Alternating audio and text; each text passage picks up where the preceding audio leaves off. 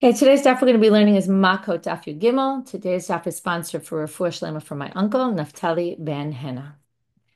Okay, we're going to get started now with, I'll go back to the Mishnah at the end of Yud Bet Amud Bet at the bottom, and we'll start from the beginning, even though we're really not going to relate to the beginning of the Mishnah, but we'll just review. Kayotsebo, which we had a whole thing. What is Kayotsebo, right? Connected to this Mishnah in Shvi'i, possibly. Anyway, Rotzech shegala li'ir miklato v'ratzu anshe ha'ir lechabdo. Okay, a person in the Ir Miklat is really not supposed to be respected. Again, this goes back to what we've been talking about in a lot of the sugyot we've seen, which guy is seen as someone who did something bad. Yomar lahem rotzechani. So if people want to respect this person, you have to say, listen, I'm a murderer. You shouldn't be giving me the respect. But amrulo, afa pichem yikabel mehem. But if they anyway insist, okay, and that we learn from this pasuk, shenemar v'zed bar harotzeh. Now we get into two other machlokot. Actually, before I get into really starting today's daf, I wanted to just mention, I mentioned this article in the beginning when we started. I'm going to mention it again. And I put it in the daf post today. I was just busy on Pesach and forgot. But I put it in the daf post today, this link to an article in the New Yorker, which every time I teach Ir Miklat, I always recommend people read it. Because I think I think the whole topic, and we're going to finish right now, the whole topic of Rotzech b'shgaga, accidental murderer, and so it was a good sum up. I wanted to just point out about this article and what it highlights. What's interesting to me about the article is it's a woman who accidentally killed someone in a car accident, and she really struggled with the whole thing. And she decided to create a website where to connect people who had accidentally killed people, to allow them like a framework with articles and from psychologists to kind of be a help place for these people. And what she really describes in the article is that she found nothing. Like there was nothing out there. There was nothing that really helped her to relate to this. And what I found interesting about it is, forget about in modern day, this article was written in 2017. Okay, forget about that. Okay, go back to, times of the Tanakh. The fact that the Torah has a whole system in place is something very unique. It's very, very unique and very interesting because I think there's so many different elements to it. There's there's the issue of punishment, which we're talking about right now. The person did something wrong in the end. Yes, they deserve to be punished. Because again, if it's karov la'ones, they don't have to. Right? We're obviously talking about someone who was somewhat negligent and therefore killed somebody. On the other hand, we understand it was an accident and we need to help this person to atone. We need to give them a way. Right? It's hard for them to live back in their city. So exiling them is number one, a punishment, but it's also to help them. They need that help to be able to cope with life and to be in a place where people don't know them and they're not pegged as, oh, you're the one who, and there's no relatives around of the person who was very angry at them. There's all different elements that need to be dealt with here on a psychological and therapeutic level. And I think that the Torah and the Gemara and the sages understood all those elements, which I think is very forward thinking of them. Whereas, even in our modern society, right, in the article, she talks about how there's self-help books for this and for that and for every kind of topic. And this is a topic that really people don't deal with. It's very interesting. Okay. With that, we're in a tough Shiur, we got to move. So, Ma'alim ayus sachar leLevim. We're now going to have two different debates between Rabbi Yehuda and Rabbi Meir. The first is fascinating thing. You ever think about it? Do they have to pay rent for their house that they're living in the era of the Levite city? Right? So you would think, right, on the one hand, if they don't pay rent, it's not fair to the Levites, right? Whoever owns the property. On the other hand, we're supposed to provide them with a safe haven to go, and maybe they don't have to pay. And Rashi says we're talking about rent. Tosfot says the sachar is actually the taxes of the city. According to Tosfot, for sure they don't have to pay rent. The whole question is, do they need to pay taxes to the city because they're inhabitants of the city now? So there's a bit of a debate about what this debate is about. Anyway, according to Rabbi Yehuda, they do pay rent. Ma'alim ayu sachar leLevim divrei Rabbi Yehuda. Rabbi Meir omer lo ayu ma'alim lam sachar. They don't pay rent. But we're going to get to the Gemara and we're going to have a machloket, Rav and Rav Kahana, about which Arei Miklat are they arguing about. Okay, we'll get there soon. And what's the root of their debate? Chozer l'srara shahayaba divrei Rabbi Meir. Rabbi Yehuda omer lo haya chozer l'srara shahayaba. Here we're talking about someone who held a prominent position, at least that's Rashi's understanding, held a prominent position in the original city. Rashi gives an example, the Nasi, the Beit Av. It could be any sort of position, probably, but Rashi specifically talks about high position. And what happens when they leave the refuge city and they go back to their original city because the Kohen Gadol dies, for instance, right? Which we said then that provides them with atonement. So now they go back. If they were atoned for, do they get to go back to exactly what they were before? Their status is before? And that's a machloket. It's also a very interesting machloket. Because on the one hand, we said they received atonement. So theoretically, they should be able to go back to their prominent position. But again, if we put this person as you're a sinner, we're not going to put them back in a very prominent position, which kind of relates to the beginning of the Mishnah, right? They're not deserving anymore of kavod, even when they leave the refuge city. So that's another source of debate between Rabbi Meir and Rabbi Yehuda. Do we allow them to go back to their original or not? So now we're going to see in the Gemara, and with that we'll finish this chapter, the second chapter of Makkot. We're going to understand these machlokot better. I'm a Rav Kahana, machloket b'shesh, and we're going to see really the root of the debate from the Torah. Rav Kahana says their machloket is in the 6 arei miklat. Do you have to pay rent? Do you not? Remember, there's the 6, and then the Torah said, and in addition, there's also 42 Levite cities, right? We talk about these big 6 as if there's only 6. But the Torah says all the Levite cities provide you with refuge, and we had, what's the difference between the 6 and the 42? So here might be another difference. So Rav Kahana says the machloket is in the 6. And it all depends how you understand this one word. Demar savar lachem. Okay, the pasuk says, "V'hayu lachem ha'arim lemiklat." These cities will be for you a refuge city, mi goel, from the goel, v'lo yamit harotzech adam do lifnei adan mishpat. Sorry, lo yamut harotzech, so that the murderer doesn't die. Right? You don't deserve to die for an accidental murder, only if the court says you do. Otherwise, this is a city to protect you from, right, which is the whole other element, which, by the way, I didn't mention in that little intro I gave before, but it's another interesting element, which is the fact that there's these revenge, the relatives who want to avenge the death, right? It's not a very Western concept that, oh, you killed my relative, I'm going to kill you. But it is a very ancient, right, primitive kind of way of life. And you understand why the Torah is dealing with it, because they lived in primitive times when that's what would happen. You kill my relative, I go and I kill you. So we have to protect this person from any relatives who want to avenge the death. So what does it mean? These cities will be for you for a refuge, for you for refuge, liklita, okay, to protect you from the relatives who want to kill you. Umar sava, lachem lechol tzorchechem. No, what does it mean for you? For you. These are like a gift for you. Everything is taken care of. Okay, so it depends how you understand that word lachem.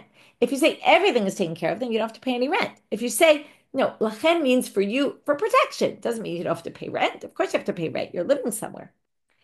Aval, and that's all the 6, because the 6, it says lachem. It doesn't say lachem by the 42. So according to Rav Kahana, of course you pay rent in all the other 42 cities. Again, showing another difference between the 42 and the 6, at least if you take the opinion that you don't have to pay rent at the 6 and you do in the 42, right? If you're of that opinion, which is Rabbi Meir. Amarle Rava says, what are you talking about? No, the 6, everyone agrees, the Machlokah Rabbi Meir Rabbi Yehuda isn't about the 6. Everyone agrees about the 6, that these are like a gift to you. You don't have to do anything there. You don't have to pay any rent. Ella Amarava, so when's the Machloket according to him? Obviously in the other case, Machloket Barbim B'shtayim. Now what's the Machloket here? It doesn't say Lachem by the Arbim B'shtayim, but what does it say? Demar Saval, one holds, Va'alehem titnu. Now the pasuk says you have the 6, and then it says, and in addition, Alehem, in addition to those, titnu arba'im v'shtayim ir, you also give 42 cities for refuge. So now when it says Alehem titnu, it means basically just like the 6. Just like in what sense? Again, we're going to now say the machloket. It's going to be kihanach liklita. Just like the 6 protect you, also the 42 protect you. But not that they're like the 6 in terms of you don't have to pay rent. Umar Savar, and obviously the other opinion, Rabbi Meir holds Valehem titnu kihanach mahanach litzocharchem apaninam lechol tzorchechem. No, give another 42, put another 42, make them refuge cities, just like the 6, just like in every way like the 6, other than ways we know they're different, but basically in every way, meaning also l'chol tzarchechem, just like there you don't have to pay rent, also here you don't have to pay rent. Aval b'shesh, according to Rava though, in the sixth, divrei hakol lo hayu ma'alim lahem sachar. Everyone agrees you wouldn't have to pay rent. Okay, so that's the first machlok. Now we get to the second. Chozer l'sharash hayaba. Tanu Rabbanan. Now, the first thing we're going to quote here is totally not in our section, which is psukim about an Eved Ivri. We have a Jewish slave. A Jew gets a little slavery. Let's say a Jew steals, can't pay the money back, becomes a slave. So it says there, after 6 years, remember the seventh year they go free, or in the Jubilee year, whichever comes first, Vishav el mishpachto ve'el achuzat avotav yashuv. So he goes back to his family, and he goes back to the land of his fathers. למשפחתו הוא שב, ואינו שב למה שהחזיקו אבותיו, דברי רבי יהודה. So Rabbi Yehuda says, again, we're only talking about Eved Ivri right here, not our topic yet, but we're going to see that each one's going to learn the same thing for the Rotzeach, Bishkaga, which is, it says you go back to your family. That means you go back to your family, but you don't go back to the position you held before. Rabbi Meir Omer, Afu Shav lema shechziku avotav. How do we know he goes back to what his fathers, meaning whatever position his fathers had, he gets to go back to? El achuzat avotav ke avotav. When it says, now it could have just said you go back to your family. Why does it add el achuzat avotav yashuv? Now the simple reading el achuzat avotav means you go back to your family and you go back to the land. Just about land. It has nothing to do with your position in society. But according to Rabbi Meir, he says, no, you really don't need, if you go back to your family, obviously go back to the land. So what does it mean? Why does it say elachuzat avotav? It means you go back to the status you had before. V'chein begole. And the same thing is true for the gole, for the one who goes to the Ir Miklat. Kishehu omer yashuv l'rabot et harotzeach. Where do we get that this also refers to the one who goes to the refuge city? Because it could have just said, let's look grammatically at the sentence, V'shav mishpachto, you go back to your family, Ve'el achuzat avotav yashuv, and you return to the achuzat avotav, to your father's, again, property, whatever we say. Now, grammatically, you could read that sentence, and you go back to your family and to achuzat avotav. You don't need another verb in that sentence. It's obvious the first verb applies to both phrases. So why does it say yashuv at the end? Because yashuv is going to teach us the gzera shava from here to the Ir Miklat. Because if you remember, by the Ir Miklat it says, when the kohen gadol dies, yashuv harotzeach al eretz achuzato. Notice also there's eretz achuzato, right? You go back. But the word they're darshaning here is the yashuv. So when it says yashuv, it's l'rabot et harotzeach. It's to say also a murderer. My v'chein b'gola. So how do we get this? Now, this is really, we already just explained this. It's not exactly clear what this question is, but what does it mean? And also the one who goes to Ir Miklat. Hiditanya, as it says in the following bright, and here we're just going to do what we just said, but see it a little more expanded. Yashuv harotzeach al eretz achuzato. Again, starting with the Eved Ivri, the Jewish slave. Le'eretz achuzato shav ve'eno shav l'ma shechziku avotav. You just go back to the land. You don't go back to, and it's interesting just to point out, Rabbi Yehuda is saying, it specifically says you go back to the land. That means just the land, not to your original position. Rabbi Meir Omer, Afu shav lema shechziku avotav. No, you also go back to ma shechziku avotav, Gamal shiva mehatam, and then we're going to learn, it says yashuv. We're going to also learn it to the one who goes bishkaga, one of the rotzeach bishkaga, the accidental murderer, that just like there he goes back to the original position, also here he goes back to the original position. And with that, Hadran alach elu hina golin, and we finish the whole topic of Ir Miklat. Now we're moving on to the third chapter. Okay, we're already getting close to Siyum. I know we just started this Masechet, especially it was Pesach.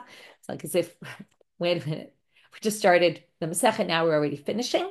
Okay, we're on the third chapter now. We have another 10 dapim after this, or 11 dapim. Now we're starting the third chapter, which is all the people who get lashes. So we're going to read this Mishnah, and the Mishnah is going to have pretty clear categories. But as soon as we get to the Gemara, we're going to see that this approach in the Mishnah is one position that was in the time of the Tanaim, and there's two other positions. Okay, but the issue is going to be really particularly with the first category. Okay, we're back to Arayo, forbidden relations. Okay, now, you might already know without even getting into who are all these people, but this is clearly not a complete list of all the forbidden relatives. Now, before we start, I'm going to explain what's unique about these forbidden relatives before we get into, okay, I'll just translate them for you, who they are in a minute.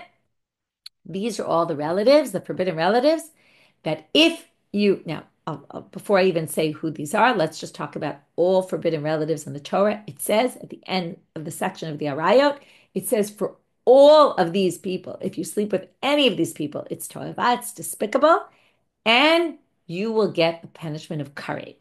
All of them get karet. Karet is some sort of penalty in the hands of God.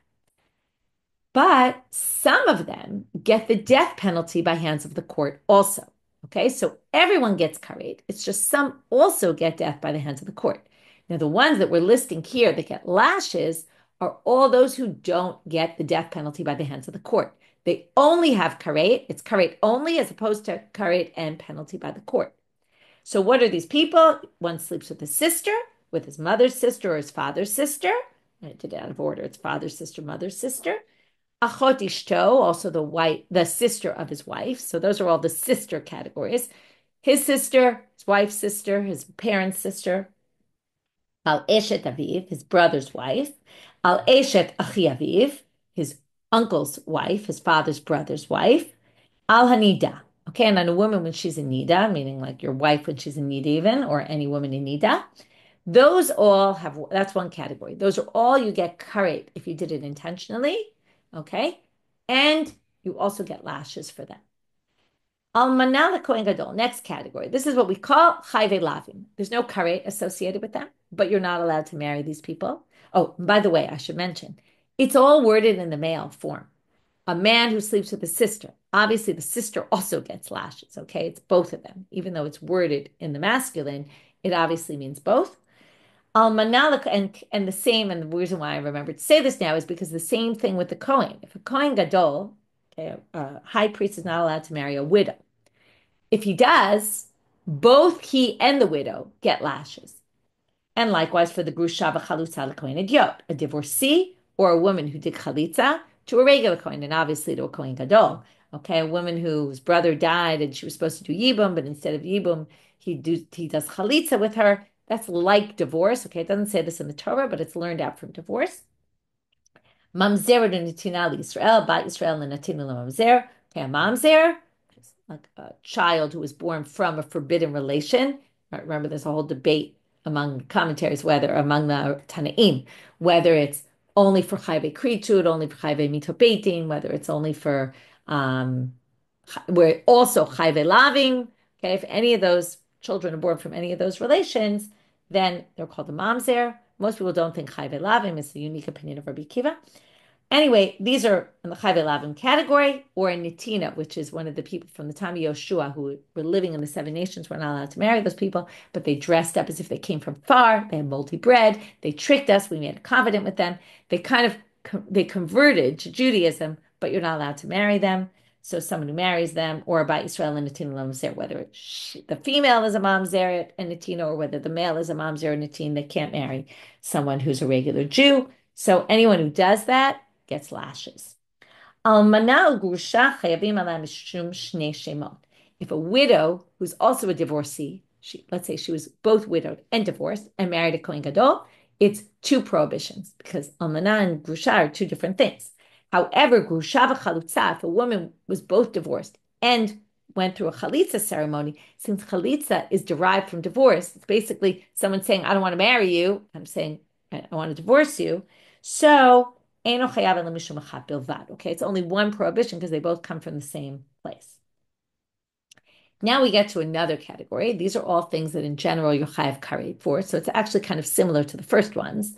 Okay, where there's karet, most of them anyway. Hatamesh achalat hakodesh, a bunch have to do with the temple. If you're impure and you eat sacrificial meat, habal mikdash tameh, you come to the temple while you're impure. So both of these are an impure person does something they're not allowed to do when they're impure. It has to do with the temple.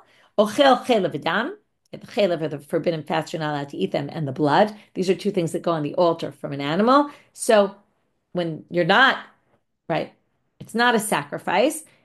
People aren't allowed to eat them. No tarpigul v'tameh. These are someone who eats meat that was either left over beyond the designated time, or the kohen had an incorrect thought while he was doing it, meaning like he thought while he was sprinkling the blood, he thought I'm going to burn it on the altar tomorrow. Okay, like in the wrong time or in the wrong place. Actually, only one of those gets karet, but we'll get into all those details when we get to zvachim, and tamei, and impure meat. Okay, so we had sacrificial meat that became impure. Before we were talking about an impure person who ate sacrificial meat. Now we're talking about an impure sacrifice. In other words, we had sacrificial meat that became impure. These three things, the karet is not if you leave it over, or if it became pigul because the kohen had the wrong thought, or if the meat became tamei. The problem is if you eat it, then you get karet. When you eat this meat that was left over, it's all disqualified sacrifices. So you eat them, you get karet, and you get lashes. You slaughter an animal outside the temple that was supposed to be meant for a sacrifice, or you offer it as a sacrifice outside the temple. You eat chametz on Pesach. We just finished that. Okay, so hopefully you didn't eat chametz on Pesach. Anyway, that also you get lashes for. You either eat or, it says and, but it really means or, do malacha on Yom Kippur, mifatemet hashemen, or mifatemet haktoret. If you try to recreate the shemen hamishcha, okay, which was the special anointing oil they had in the temple that really only Moshe made, and that was it, or you create the ketoret, you try to do your own incense, like that's special. You're not allowed to do that. Hasak b'shemen hamishcha. If there was shemen hamishcha left over from Moshe Rabbeinu, from what he created, what he made, and you use it on your body, that's unlikely you're going to do that. Unlikely we'll find that.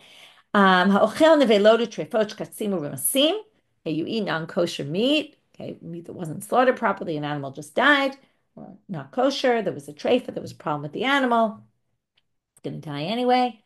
Or could we call it creatures, right? Any bugs, things like that. Achal tevel, you ate untithed produce. By the way, this category is just a low taseh. There's no karet associated with these, like non-kosher meat and all that. If you ate untithed produce, or maaser rishon shalom nitlat trumato, you gave the maaser to the Levi, the 10th, but the Levi is supposed to take a 10th of his maaser and give it to the kohen, and he didn't, and then someone eats it. Or maaser sheni v'hekdesh shalom nifdu, you have sanctified items like maaser sheni, which is supposed to be eaten in Jerusalem, but you eat it outside Jerusalem and you didn't redeem it. Once you redeem it, then you can eat it wherever you want because the sanctity goes to the coin. Or hekdesh that you didn't redeem. Okay, you sanctified an item to the temple and you didn't redeem it, you can't use it. So if you ate it, let's say, you'd be liable. Now we just have a machloket to end the Mishnah with, which is more like a side issue. When do you get lashes for what amount, right? In general, there's a requisite amount needed for things. Usually with food, it's kazayit, okay, depending though. There's some cases where it's not. How much would you eat from untithed produce and you'd be liable? Rabbi Shimon omer kosher. Rabbi Shimon says you eat a little bit, you're already liable. Chachamim omrim kazayit, which is what you would have thought. The usual requisite amount. Amar lem Rabbi Shimon, yetamudin li bo'chel nimala kosher shu chayav. Rabbi Shimon says, but don't you agree if you eat an ant, okay, a little bug, any sort of bug, you eat it, it's a whole creature, and therefore you're liable. So therefore, wouldn't you say the same thing with untithed produce? No, the reason why, and this is why people are very careful about washing vegetables for bugs, because any small, right, usually you're only chayiv if you eat a kazayit of something. But when it comes to a bug, because it's a creature, and it's a complete creature, you ate a complete creature, you're liable. So Amar Lahem, he says to them, what do you mean? 1 grain of wheat is like it was created. It's also a complete item. So if you ate 1 grain of chita, you should be liable, not a kazayit the size of an olive. So there's a machloket. We're going to get much more in depth into this machloket when we get to Daf Yud Zayin. We have a few dapim. Okay, so there we had our categories. Now the Gemara starts off and says, kritu katane, mito beitin lo katane. They say, let's just note what the Mishnah is talking about, and I already told this to you because it's obvious.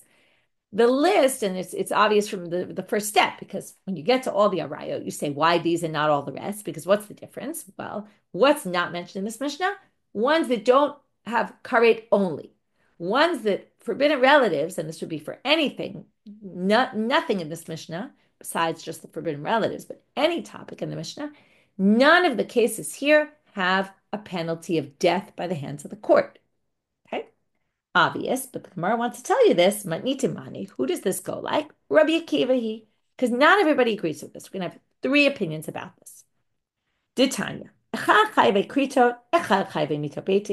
first opinion is obviously in disagreement with Rabbi Akiva. It says whether it's karet or whether there's death by the hands of the court, turning now to amabet, yesh no bichlal malkot arba'im. You still get lashes for them. So according to Rabbi Ishmael, now this goes against a basic principle we've learned many times. When you have two punishments on you, you get the more severe one. So we're going to have to figure out why Rabbi Ishmael says this is the case. Rabbi Ishmael thinks you get, if you did something, you had a forbidden relationship with a relative, let's just take that for example, that you get the death penalty for, you will first get lashes and then the death penalty. Obviously, there's no point to give you lashes after you got the death penalty. You're dead. First, we'll give you lashes, then we'll give you the death penalty. That's Rabbi Ishmael. What we're going to spend the rest of the daf doing is understanding what's the source of the debate between Rabbi Akiva and Rabbi Ishmael. Rabbi Akiva Omer, Chayve Kritot, Yeshnam Bechal Makot Arba'im. Shemasu Tshuva, Beit Din Shamala Mochalin Lahem. Says Chayve Kritot, if it's only karet, then you get lashes. And what's the reason? Because if you repent, and we've learned this before, if after getting lashes, you realize, wow, I did something terrible. That's what the lashes are really there for, right? They're to cause atonement. It's just like the Yomi punishment, but also atonement. If you really atone and you feel terrible and you do tshuva, you actually won't get karet, which makes sense then that you're going to get two, because one basically is trying to prevent you from getting the other, right? Karet is very serious, so we're giving you an opportunity to repent. But if you're supposed to get death by the hands of the court, you don't get 40 lashes. Why? If you do tshuva, you're supposed to get the death penalty. We don't say, oh, the person did tshuva, great, we won't kill them. No, we kill them anyway. Only karet can be atoned for, and you might be able to avoid getting karet. And that's why we get lashes. Seems like Rabbi Akiva kind of explained himself. So why the Gemara is going to need to explain it, we'll see. Okay, but the Gemara anyway is going to try to figure out the root of their debate. But I did mention that there's a third opinion. Now, what's left? Well, Rabbi Yitzchak Omer, Chai v'kritu bichlal ayu. V'lama yatzat karet b'achoto, liduno b'karet v'lo b'malkot. Okay, let's just start with his position. His position is, if there's karet, there's no lashes. Okay, obviously if there's mitop 18, death by the hands of the court, there's no lashes. And even when there's karet, there's no lashes. So he obviously disagrees with this Mishna. Okay, where does he get this from? Well, karet is mentioned, as I told you in the Arayot, as the last verse, right? Summary verse. All these things you get karet. But there's also a pasuk, if a man sleeps with his sister, okay, isha sheyikachat achoto, bataviv or batimo, whether sister through the father or sister through the mother, blah, blah, blah, I'm skipping a little. Okay, they get karet. Now, why would it say in that pasuk they get karet? If it already says at the end of the section that everyone gets karet. So that's the question here. Lama yatzat karet bachoto. Why is there an exception made that even though there's no need to put karet here, they added karet here? To which Rabbi Yitzchak says, it's to teach you only karet, nothing else. And not only in the achoto case, it's a paradigm for all the cases. And the reason it's repeated there is to teach you karet only, nothing else. So we have three approaches. Karet, or mitabetin, you don't get any lashes. Karet, okay, other extreme, Rabbi Yishmael, that was Rabbi Yitzchak. Other extreme, Rabbi Yishmael. Karet, mitabetin, any of those things, you get lashes also. And then you have the middle position of Rabbi Akiva. If it's karet only, you'll get lashes. If it's court-imposed punishment, you won't get lashes. So now the Gemara wants to understand my time of Rabbi Yishmael. First, let's understand Rabbi Yishmael's position. What's the root of his position? Where do you get, and especially because we know of this, kim lebe de Rabba mine. Dichtiv im lo tishmor la. Right, remember, kim lebe de Rabba mine means if you have two punishments upon you, you're always going to get the more severe one. You're not going to get both. And that also is derived, which we're going to see again today, from the pasuk kedei rishato. According to the bad deed you did, risha is singular, so you don't get punished for two bad deeds or two punishments, really, for one thing. So now, what's the reason for Rabbi Akiva? Dichtiv. Now we're going to quote a pasuk from the Tochacha at the end of Sefer Dvarim, where it talks about all the bad things that are going to befall the Jewish people if they don't follow the mitzvot. Im lo tishmor lasot et kol divrei Torah hazot. If you don't observe the Torah, all of the Torah, notice it says, Uchtiv v'hifla Hashem et makotcha. God will, I'm purposely not translating it, hifla your makot, the plagues that are going to come upon you. What is this word kifla? Hafla'a zo enu yodea mahi. So the Brighter says, right, Rabbi Shmuel is talking. He says, I don't know what this hafla'a is.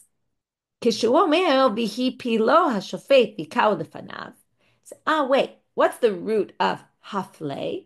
Usually we would say hafla is usually, by the way, expression, right? Ki hafli lindor neder nazir, if you remember from Nizirut.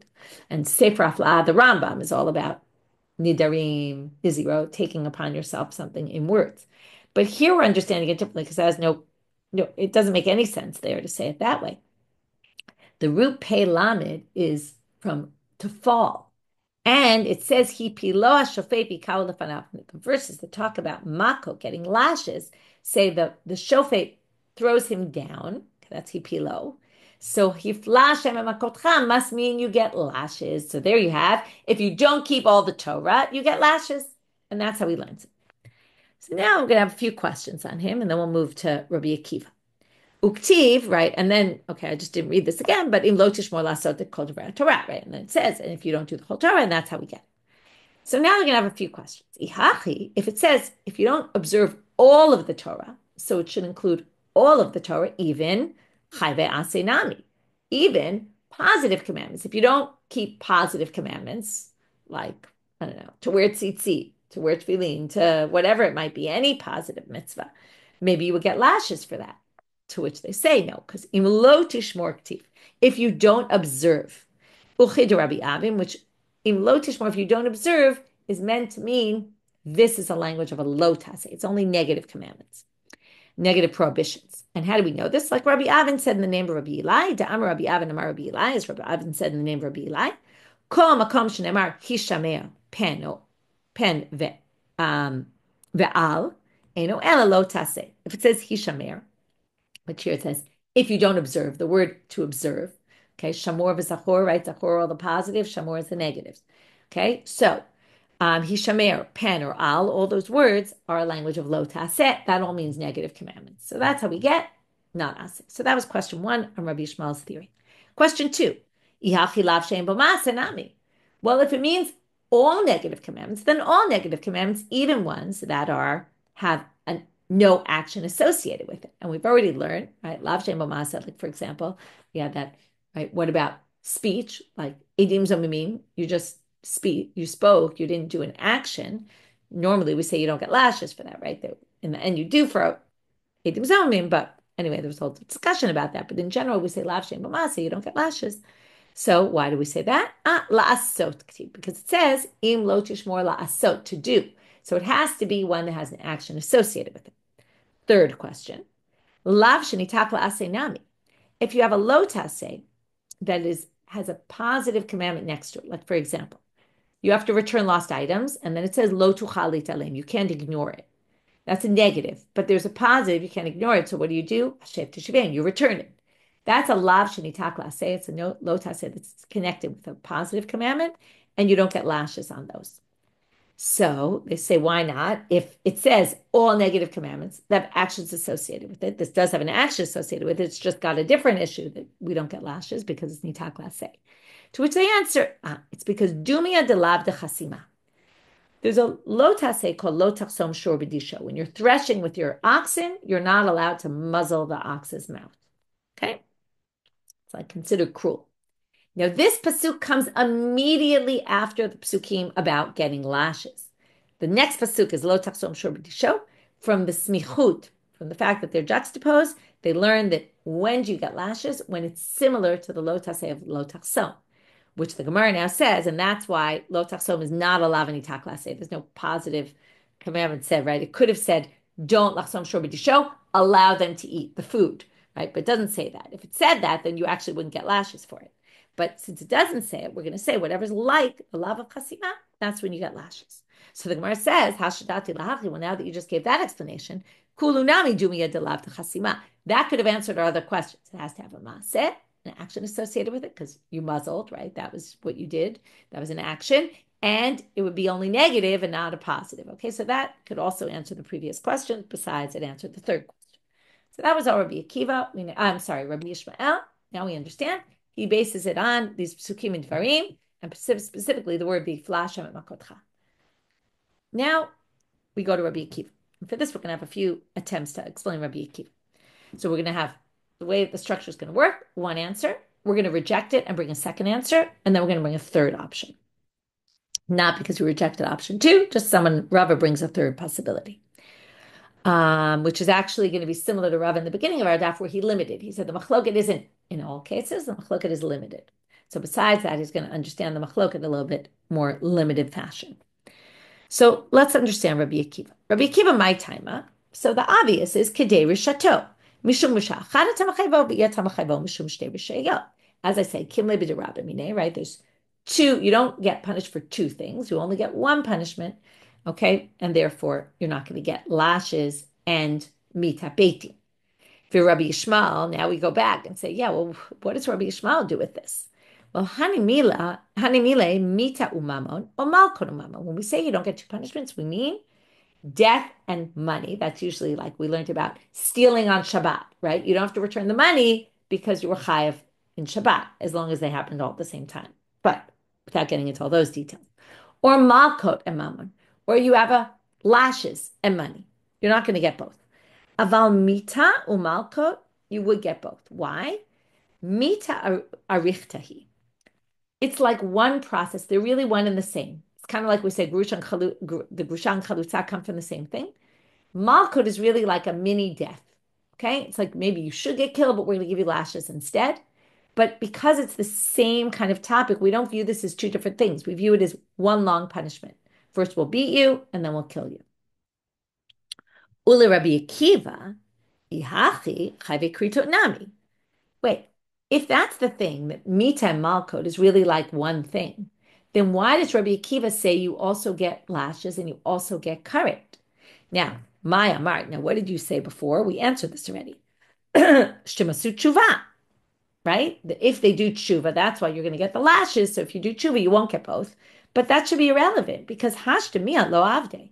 But you didn't do tshuva yet. So at this point, you have two things upon you and you should only get one. You're going to have malkot and lashes and karet. So according to this theory that, that he thinks these are two different things, you shouldn't get both. Even if maybe one will lead you to repent, doesn't matter because right now you haven't done repentance, which means you have two upon you. And he says only one. So now we have to explain Rabbi Akiva a little better. So, and in fact, because of this, they're going to reject that his whole basis is kedei rishato, because then he would say the same thing by karet. So therefore, Amar Rabbi Abahu, beferish ribta Torah chayve kritut lamalkot. He says, well, there's a specific place where the Torah said you get karet and lashes. Okay, in other words, let's stick with kedei rishato. It's just not going to be relevant in karet because of gzera shava. And this is what we're going to ultimately reject, but right now we're going to try to go with this. Gamar le'enei mi le'enecha. Okay, the Torah says, the pasuk we saw about the sister, and we said that it said karet there. It says v'nichretu le'enei b'nei amam. They get karet to the eyes of the people of their nation, meaning people will see. It's interesting because karet isn't by the hands of God. It's not so clear if people will see, but okay. Now, le'enei, it says there, and mi le'enecha. When it comes to the psukim about lashes, it says, Arba'im yakenu lo yosif, pen yosif la'katol elam akarabah. You can't add any more than 40, because maybe you'll kill them, or you'll hurt them too much. V'nikla achicha le'enecha. And your brother will be humiliated in front of you, in front of your eyes. But what does this show? Makkot says enecha. The karet case says enecha, le'enei. Le'enecha, gzera shava, same word. We'll learn from there that when there's karet, there's malkot. Matkefla Rav bar Mama. But Rav bar Mama says, no, this doesn't work. And then you could say the same thing for mito beitin. And Rabbi Akiva doesn't say mito beitin, you get also lashes, because by mito beitin it says in Sefer Bamidbar, when it's talking about if the whole nation worshipped Avodah Zarah is a negative prohibition that is associated with the death penalty, right, in the hands of the court. Remember, it's skila. And it says, if in front of the eyes of the whole nation. So you see there again, eine, and there it talks about mita beitin. You can learn me'ene to le'enecha and say same thing for mita beitin. So this Zera Shava doesn't really work. So they say, no, it does, because look at the words. Danim le'ene mi le'enecha, ve'ein danim me'ene mi le'enecha. Okay? We have the two that we started with. They both start with a lamed. But these two, for the mita beitin, starts with a mem. Me'ene is opposed to le'ene. And that's not the same.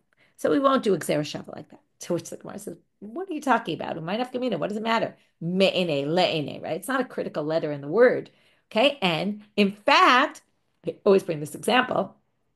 We have the most extreme Gzera Shava is this one. That's why they always go back to it. Hatani de Rabbi Yishmael, Vishava Kohen Ubal Kohen, Zoe Shiva, Zoe Bia, without getting into all the details. It's a case of the leper. There's different stages of the leper, and the Kohen comes back. Now it says the Kohen comes back, he comes, and since the Kohen comes back, he returns. Okay, in two different stages, and they learn that what they do at one stage must be the same they do at the other stage because they do Gzera Shava, even though these two words mean the same thing, but they're two totally different words. So if you can learn shav and ba and exera shava, you can obviously learn me'ene and le'enecha. So me'enecha, right? Me'ene and me'enecha. Le'enecha, sorry. So that doesn't prove anything. And ve'od ligmor me'ene le'ene, daha gamor le'ene mi le'enecha. You wanted to say anyway, me'ene is not the same as le'ene, but look at your first original exera shava. Le'ene, le'enecha. One has a kaf sofit at the end, one doesn't. Anyway, they're not the same word. So this falls flat, and we have to reject this Gzera Shava. And Kib L'minei Rabbi Shmuel bar Rabbi Yitzchak, he accepted this question, and therefore he explained like this. And this is really what you would have thought intuitively would have been your answer. Again, we want to understand why karet only, you will get Makkot, but mita beitin, you won't get Makkot. So it's very obvious. We go back to the original drasha. They're talking about when the beitin institutes a punishment. Beitin instituted punishments can only be done for one thing. You can't give two beitin punishments. Karet and Makkot, one's by God, one's by in the human court. Those obviously you can do. Okay, and that's the clear answer.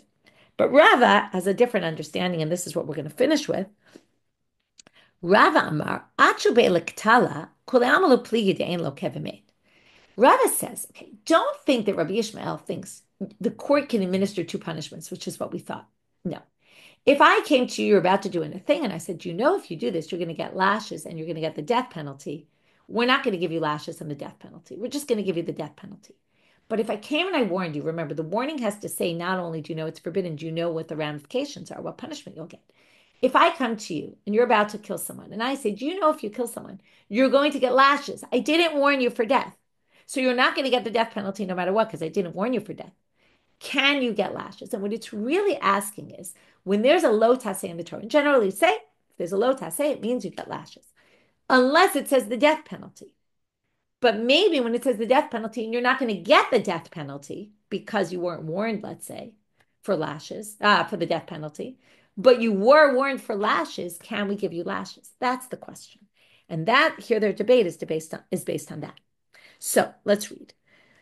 So kipligi da'atru be'lamalkot. Their machloket is if we warned you lashes, you'll get lashes for something that was a negative prohibition that you normally get the death penalty for. Rabbi Yishmael saval. Look,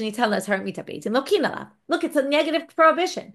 It's true it's a negative prohibition that's associated with the death penalty, but it could also be lashes attaches onto any negative prohibition. And if you weren't warned for death, then yes, we'll give you lashes instead. We're not going to give you two punishments. Okay, Rava says that's not what Rabbi Yishmael thinks. Okay, previously we did think it was what he thinks, and some people think that's what he thinks. Rava says no. Rabbi Akiva savar, why don't you get lashes for this? Because you don't get lashes for a negative prohibition that was meant for a death penalty. In other words, when the Torah says don't eat non-kosher meat, there's no death penalty associated, so you get lashes. When it says don't sleep with your daughter, since there's death associated with that, we're not going to then say, we can use that lo taseh also for lashes. No, it's not free for that because it's used for warning about death. Okay, that's his opinion. So now we're going to ask some questions on this. Rabbi Kiva, ihachi, chayvi kritot nami lav shenitanas harat karet. Well, let's do the same thing with karet then. Karet, it says don't do this, and the punishment is karet. So it's not free to say, you could get lashes for that. They say, no. Amar Rav Mordechai Rabashi Achim Aravim Me'agroni B'Shmei Rava Chayve Krita Lo Tzriche Hatra. Now, really, some versions say Lo Tzriche Azhara. Much more It's not warning of as hatra'ah, like the witnesses warn you. It doesn't need a warning in the Torah. Remember, we're always saying in order to get a punishment, there has to be a negative prohibition. So if the negative prohibition is there for karet, you can't say it's for lashes. But it's not there for karet because karet doesn't need a negative prohibition because, again, it's not done in a human court. In a human court, you need a negative prohibition to have a punishment. In God court, you don't need that. So anytime it says don't do something, and if you do, you'll get karet, that negative can be used for lashes because it's not needed for the karet. So now they want to know, how do we know this? Ksharei Pesach v'mila anash alpha is here. There's two places where you get karet, not doing the korban Pesach and not doing a Brit Milah, even though it doesn't say any negative prohibition. Those are positive commandments that you get karet for. So what do you see here? You could get karet even without a negative prohibition, with a negative warning, which means the negative warning is free to be used for lashes. Now they say, no, maybe asharah korban. Maybe the negative prohibition is not there for lashes. Maybe it's to say, if you do it unwittingly, you're going to bring a korban chatat, which is anything you get karet. If you do it unwittingly, you bring a sin offering. And how can we prove that? Pesach v'mila deleipu asara lo maiti korban. Because look, all the things that have karet associated with it, you bring a korban if you did it unwittingly, except for Pesach v'mila. Why? Because Pesach and Mila don't have a negative. So maybe the negative is there for the sacrifice. Say, no, this doesn't work. And with this, we'll finish. It's because we learn it all out from Avodah Zarah. Avodah Zarah is don't do this. Don't worship idols. That's sit and don't do something. It's only, you're only going to get a korban if it's like Avodah Zarah, where there's a korban chatat specifically said in the Torah. From there, they learn to everything else. And then they say, but it has to be like that, which is a negative. You're never going to get, you might get karet on a positive, like Pesach and Mila, but you're not going to get a korban on it. That's learned out from a different reason, which means the warning, lo, don't do this action, can be used to say there's lashes. So that's machloket. That's the way Rava understands the machloket between them. And why, again, the lo taseh is for lashes, but not if it's a lo taseh that's needed for mitat beitin. And that's why Rabbi Akiva distinguishes between those two cases. So what did we do today? We started with these two machlokot about the ir miklat, about whether they go back to their original position and whether they have to pay rent. We saw the sources for that in the Torah. Then we got to the list of all those who got lashes. We thought it was all these cases in the Mishnah. Comes the Gemara and says, by the way, there's a machloket about the first category, about two of the categories, karet and lashes. Is it only karet? Is it also mitat beitin? Or is it none of these you get lashes for? And that was Rabbi Yitzchak's position, which we didn't really deal with, but the Gemara really dealt with the machloket between Rabbi Yishmael and Rabbi Akiva and brought several explanations to what the root of the debate is between them. That we finished for today. Wishing everyone a good day and Shema B'Salal Tov.